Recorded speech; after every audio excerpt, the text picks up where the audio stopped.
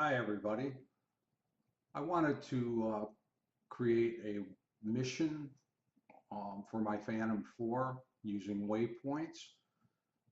DJI Go app doesn't allow you to really do that. So I purchased this Litchi app.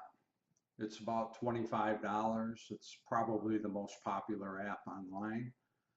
So I created this waypoint mission from my house up here down to my son's house. The mission is about 2.8 miles and lasts about 13 minutes. The bird flies autonomously using the waypoints. It loads it up and uses the waypoints. I'll go over this app with you, and I won't get too far into it. I don't want to bore anybody. This is how it works. You just click anywhere on the map and it'll create a waypoint for you. You can adjust the altitude of the waypoint. You can see that the altitude is changing here. The cruising speed. Cruising speed default is about 18 miles an hour, but you can adjust it faster if you want to. I left it at cruising. It seems to be a pretty good speed for the height that I'm using. A curve is for when you got a change of direction. It'll put a curve in here if you want. So the bird will fly around that curve. But I had to disable curve because it does not work with actions. Actions, you can do things for that waypoint, like take a photo there, stop the recording, start the recording.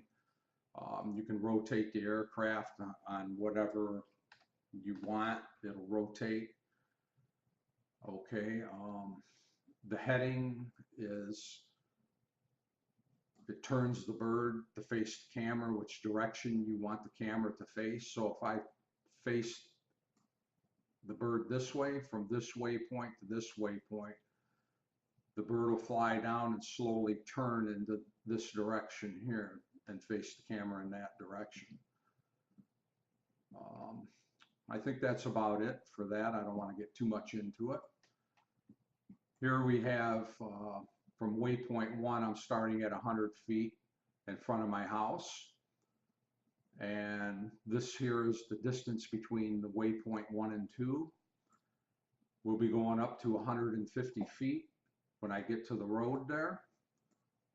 And you have to watch your heights. Everything in my area, there are no trees taller than 100 feet. But I do have a power line, high voltage line right here. This tower right here is 100 feet high. So I'm going up to 225 feet to make sure I go way over that tower because I don't want any magnetic interference from the tower to affect the bird. And when I get over the tower, I'm going to come back down to 150 feet. Now, when I get to waypoint 5 here, you'll notice that the controller disconnects and the bird will be totally on its own. I won't know what it's really doing, but I do have a track-a-mo GPS system on my bird, and I can track it that way. If it does go down or flies away, I can easily find it with the track-a-mo that I mounted on there.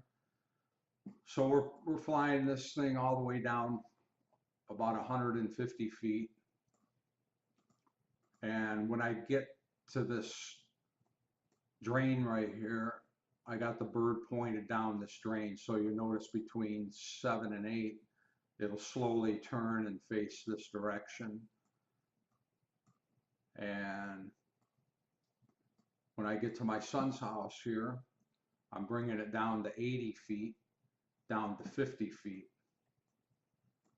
This is my son's house, so I'm bringing it down to 50 feet over the neighbor across the street's house. And I did a couple of actions here. It'll stay for 15 seconds, and then the aircraft was supposed to rotate 360, but it really didn't do that. For some reason, it went up like this and faced north and then came back down. And I noticed it floated up a little bit, When I had it stay for 15 seconds, I wasn't too happy with that. And then it takes off and it flies back. And when I get to the tower again up here at 225 feet, I tip the bird, faced it in this direction. So when it goes over the tower, you can look down the line here because the bird is facing that way on the way back. And then it straightens back out when it gets to waypoint 22 and then back home. So I won't bore you anymore with this, and let's get flying.